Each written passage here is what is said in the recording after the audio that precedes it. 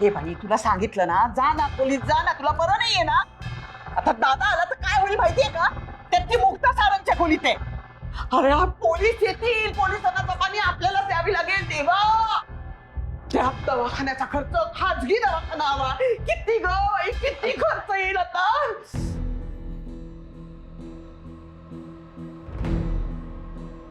मालकीनबाई आत्माराम, हात जोडतो मी, अरे पण माझ्या लेकराला लगेच चांगल्या डॉक्टरकडे घेऊन चालला तुम्ही. आत्माराम, अरे आणि पैशाची काही काळजी करू नका, मी कुठून पण आणेल. लागू द्या, किती पैसा लागतोय मी आणीन, पण लवकर मुक्ताला माझ्या लेकराला लगेच डॉक्टरकडे घेऊन चाल, त्याच्यावर इलाज करा. आत्माराम, अण्णा अण्णा कुणासमोर हात जोडायची गरज नाही आता. मी डॉक्टरना घेऊन आलो. आणि कसं आहे ना आत्या, अगं आपला शत्रू जर आपल्याशी चांगला वागला ना, तर आपण त्याला सुद्धा चांगली वागणूक देतो. अगं मग आपल्या घरातल्या महत्वाच्या व्यक्तीच्या संरक्षणासाठी जिने स्वतःचा जीव धोक्यात घातलाय, तिला तू अशी वागणूक देणार आहेस का? अरे सारंग, जाऊ दे. जाऊ दे, जाऊ दे. चला डॉक्टर. राजे, आम्ही त्या मुक्ताला मारण्याचा चांगला डाव रचला होता, पण ऐन वेळेला तुम्ही आलात आणि मग तिला बाजूला केलं. हो, आणि त्यात रेणुका पुढे आली आणि तुमच्या हातात फुल भाज्या दिला आणि पेटवण्याचाच आग्रह केला तिने. तुम्ही दादा पेटवायला पुढे आलात आणि आम्ही इकडं मागे गडबडलो. हो, त्यामुळे आमचे घाबरलेले चेहरे तिने बहुतेक बघितले असावेत. त्यामुळे आमच्यावर संशय घेतला आणि मग काय, तुमच्या नजरेत तिला हिरो बनवण्याचा चान्स मिळाला. हे तुम्ही मला आधी सांगितलं असतं तर काय बिघडलं असतं. पण दाजी, आम्ही तिच्या मरण्याचं तुम्हाला सरप्राईज देणार होतो. अरे पण हे सांगायला मी शिल्लक राहिलो नसतो ना.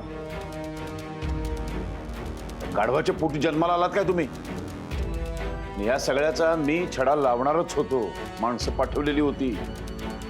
त्याच्यानंतर जर मला तुमची दोघांची नावं जर कळली असती ना, तर दोघांचे आधी हातपाय मोडले असते आणि मग विचारलं असतं असं का केलं. रेणुकाने चांगला प्लॅन केलेला होता. तुम्हाला हे न सांगता मुक्ता घरातनं कायमची निघून गेली असती. तुम्ही सगळ्यावरती बोळा फिरवलात.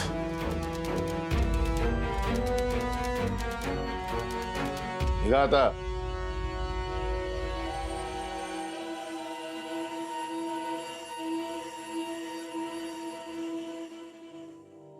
सगळं विचित्र घडतंय.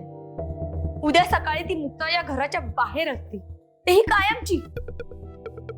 पण ती याच घरात आडवी पडली, आणि तेही सारंगच्या बेडरूम मध्ये.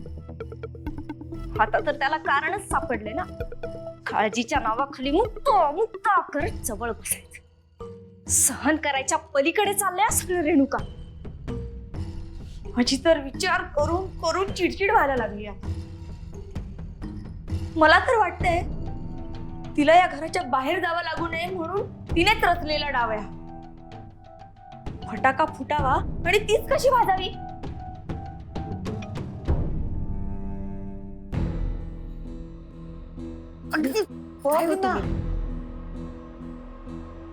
खर्च बाई खर्च, पैसे वाया जाणार आहेत. एवढे कशाला लाड.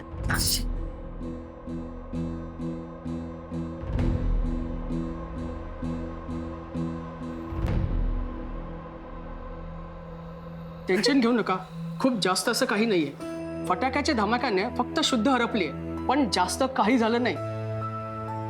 डॉक्टर, पण तिला तर इतक्या जखमा झाल्या, त्याचं काय? अहो होतील बऱ्या. मी जे मलम लिहून दिलाय ना, ते दिवसातनं 3 वेळा लावायचंय, आणि त्या टॅबलेटही वेळच्या वेळ घेत चला. तिला हॉस्पिटलमध्ये ऍडमिट करावं लागेल का? अजिबात नाही, त्या एकदम स्ट्रॉंग आहेत आणि पूर्ण बऱ्या होतील. हो डॉक्टर, या तुम्ही.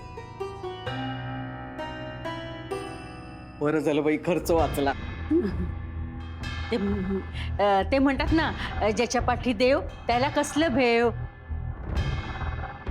आम्ही जाऊ का मुक्ताला बघायला? बहिणी हो म्हणतात. चल चल चल चल. अगं पटपट चल म्हणते. चल पटपट पटपट. जातोय जातोय.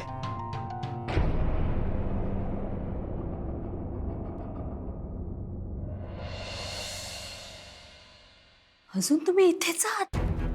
ज्या मुलीने स्वतःचा जीव धोक्यात घालून तुमचा जीव वाचवलाय तिला पाहावं असं सुद्धा वाटत नाहीये का तुम्हाला?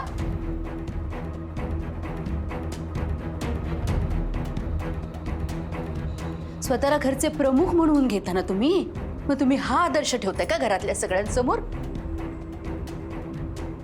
तुमच्या अशा वागण्याने घरातल्या सगळ्यांच्या जाणीवा नष्ट होतील, दगडासारखे वागायला लागतील ते.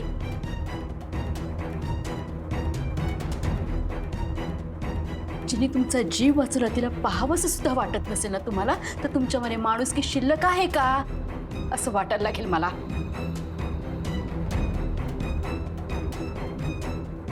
मला जे वाटते ते मी तुम्हाला सांगितलंय. यावर तुमची मर्जी.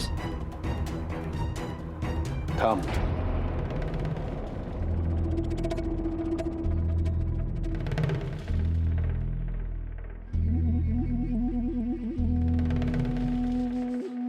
बरं झालं बाई, जास्ती काही झालं नाही, नाही तर आज या घरात बाई. काय झालं नाही नवा, मग वंगाळ कशाला बोलताय? देवानं चांगलं तोंड दिलंय, जरा चांगलं बोला की. अगं मी काळजीने बोलत होते ना. हा, लई काळजी. देवी आईने आपल्यावरचं संकट दूर केलं. ते म्हणतात ना, काळ आला होता पण वेळ नव्हती आली.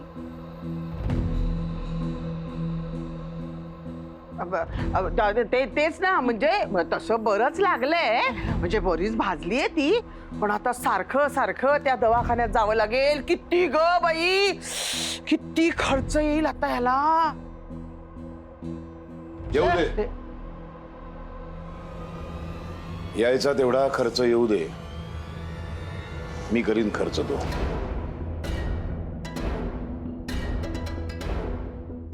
हजार लाख वाटेल तेवढे पैसे मी खर्च करीन.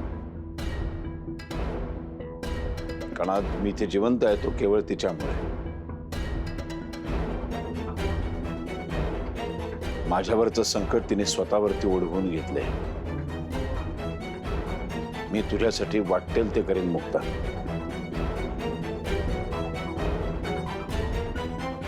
हे बघ मुक्ता, मला माहिती आहे तू अतिशय स्वाभिमानी आहेस.